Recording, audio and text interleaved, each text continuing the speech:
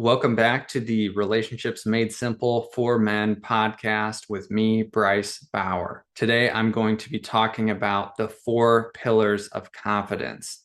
This comes up a lot when I'm talking with men. They want to feel more confident in their lives, more confident in their marriage. They want to have that experience of feeling good about what they're doing and how they're showing up in the world. And really, what I think people are wanting when they talk about confidence is that they want to feel relaxed. We want to feel relaxed when we're making decisions. We want to be able to stay calm in high pressure environments. We want to be able to take initiative and lead and be trusted. It's an experience of inner strength that we can feel and others can feel. And I think about an example here.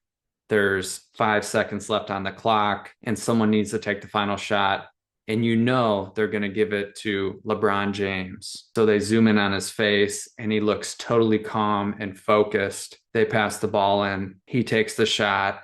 It goes in and the crowd goes nuts. That's the type of confidence that men want to feel. But that is not most of our realities. Most of our high pressure situations happen in our home, in the kitchen. They happen at work. They happen at family get-togethers. But it doesn't mean that we can't think about it in the same way. I like to think about it this way. Anytime I handle a decision well, or a conversation goes well with my wife, I want to celebrate that in a big way. And we can celebrate that in a big way because this is the type of thing that really counts in our relationship and in my life. These little wins make all the difference in my confidence. And I just want to plant that flag because if you are thinking that you need to do something big or you need to be brought up on a stage or win something, you might miss all the little moments that really matter. It matters if you can slow down with your kids and teach them how to relax their nervous systems. That's a game-winning shot. To listen to them, to comfort them, to guide them. It matters if you hold back your defensiveness and just hear your wife's concerns. That's a game-winning shot. It matters if you can treat yourself kindly when you feel like you're not doing enough in your life. And this can come up a lot if you haven't noticed. So it's worth learning how to do. Your life is important and you matter to a lot of people. And the moves that you make in your life are just as important as LeBron James's game-winning shot. In fact, I'd say they're more important, right? Does it really matter who throws the ball through the hoop the most times? I mean, I love sports, but it's really inconsequential. And of course, it probably feels good to do that. I mean, I play pickup basketball and I come home feeling super happy anytime I make the game-winning shot. But that fades away and it really doesn't impact my life. So with that being said, let's talk about the 4 pillars of confidence. The first one is alignment. Am I living in alignment with my values? Am I doing enough of what I love that it feels good? Am I honest? Am I treating others well? And am I being a steward for my family and the people around me in the way that I want to be? Most men's values are pretty similar here. The second pillar is emotion. It's the felt experience. Do I feel confident in my body? Do I feel relaxed? Do I feel focused and good about the decisions I'm making? The third is results. We have to look for ways to find wins in our life. Life can feel depressing if we feel like we're constantly losing. We're not getting the results that we want. And this really does matter. I wouldn't tell someone who's unemployed and homeless and alone that their lack of confidence is just in their heads. There's a reality to that. If we're really struggling to get our fundamental needs met, it can be really difficult to feel confident. The fourth pillar is knowledge. Information gives us power. And whether that's a skill that we have, whether that's awareness about ourselves or how the world works, learning will help us feel more confident. If we are stagnant in our education, our confidence is going to start to slip. So we have to look at ways in which we're giving our attention to learning about the things that matter to us and that will help us excel in our lives. So let's go back to the beginning and talk about the first one in a little more depth. The question that you want to be asking yourself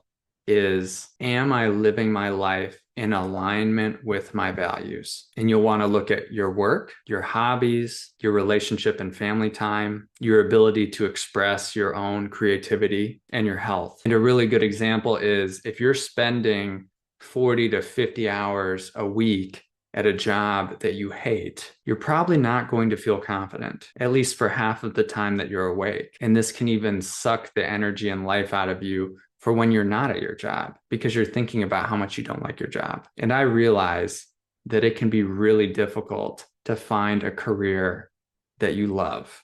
It can take time, it can take years. But if you're not making tangible moves to change that, and you're just stagnant and you've given up and accepted that, oh, this is what I have to do for the rest of my life, of course you're not going to feel confident. And there's some ways we can reframe this, right? Like doing a job you don't like that much as a building block to get to a job that you do really like, that can be worth it. But if you're looking ahead at the next 10, 20, 30, 40 years and you're like, I have to stay doing this thing because I don't know how to do anything else to make money, and that's going to be my life, that's not going to help you feel confident. You have to explore, you have to look for other options. You have to be honest with yourself about how you actually feel in your career. And career is a big one for guys. That's why I'm bringing this one up. I was actually talking to some of my buddies after we got done playing basketball last week, and one of the guys said something to the effect of, oh yeah, wouldn't it be nice to not hate your job? I think he does data analysis or something on computers. And I was like,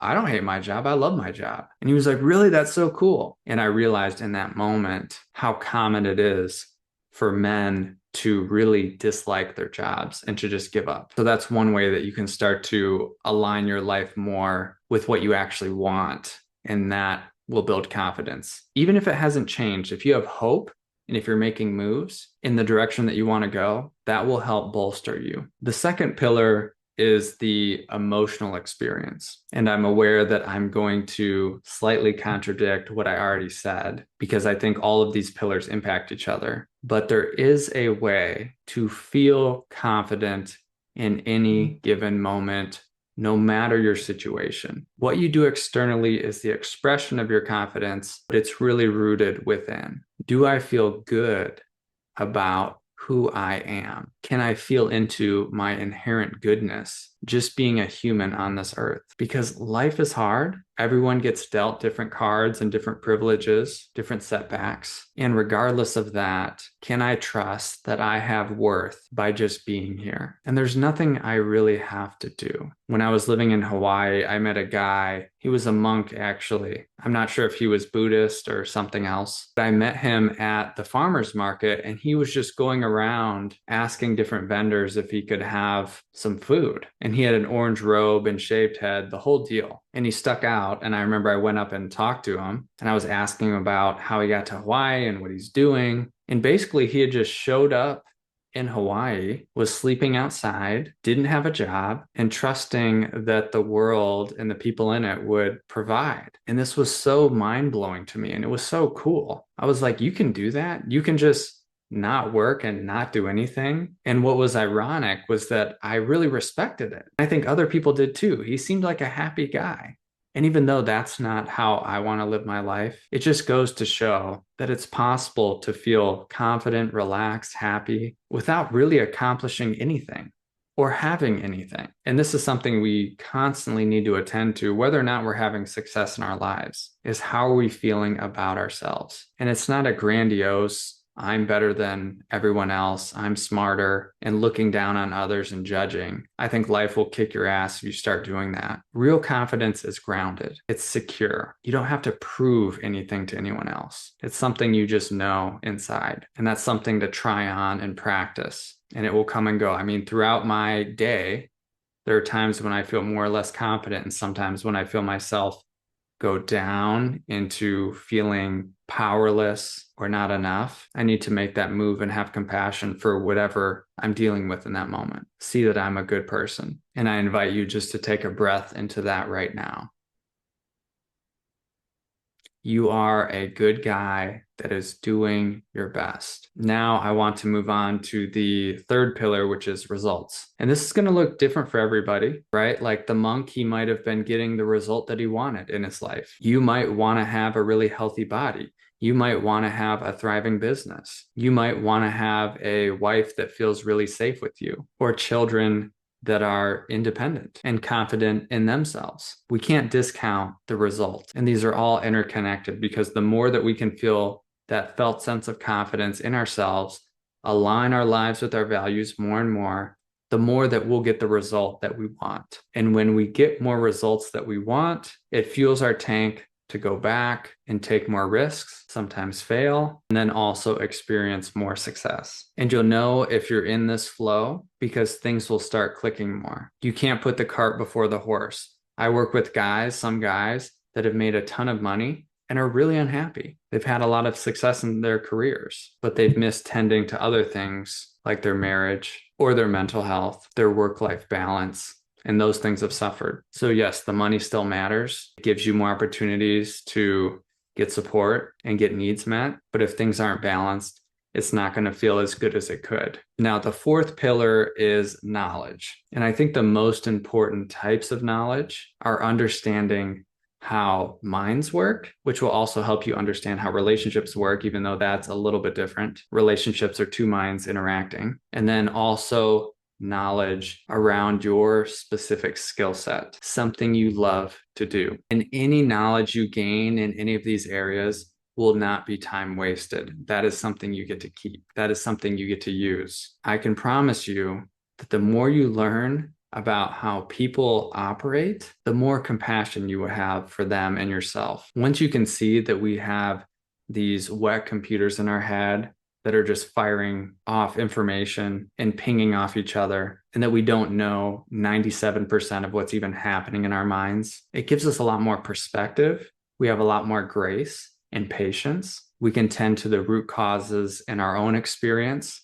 The stories we believe, we can start to challenge them and identify them and reframe them. We can also do that with the stories we have about what relationships should be or how our partner should be. We can see them more clearly. We can understand them more. We know how to ask better questions of them so that we can help them understand themselves better. And ideally, they can do that for us. This is the skill. When people talk about skills and tools, this is really it. I'm thinking about an example. I went for a walk this morning with my wife, and I woke up just feeling a little bit off. And instead of launching into talk about work or somebody else or some story about something, I was able to notice that there was some tension in my body, some anxiety in my mind. It was moving fast. And so I asked my wife if we could just walk quietly while I processed that. And we did for like 5 minutes. Then I was able to come back with better information, more vulnerability, and realized that I hadn't slept that well, even though I initially thought I did, that I was feeling overwhelmed by all the to-dos of today, and that I was kind of shutting down. And there was some numbness there. And as soon as I said that, my wife understood me more. My body relaxed more. I had more knowledge. I had more truth. And then we were able to have a really nice conversation and walk the rest of the time. But if I didn't have that knowledge about myself or a way to get it, who knows what would have happened? Maybe my wife would have felt anxious being around me because she doesn't know what's going on with me. Maybe I would subtly blame her for something. Maybe we get into a fight on the walk and it would just suck. And sometimes those things happen. But the fact that I understand myself well enough and my body enough to make that move, we had a really good time and it woke me up and I felt more confident. Not because I fixed anything. I still had all my to-dos, but I felt like I really had myself. So that's the self-awareness piece of confidence. Now, as far as your creative expression goes, the thing you really want to do, I'd highly suggest continuing to learn about that thing. At some point, when you get good enough at doing something, people will want to pay you to do it because it brings value to them. You're the expert. You can tell them how it works or give them an experience or fix something. And if you like doing that, that's a win-win. And if you aren't getting paid yet to do this thing, odds are you're not experienced enough yet. You don't know enough yet, or possibly you're kind of scared to bring it out into the world. But I really hope that you can, because I think everyone has a unique skill or multiple skills that they can bring into the world that are valuable. And it's a win-win.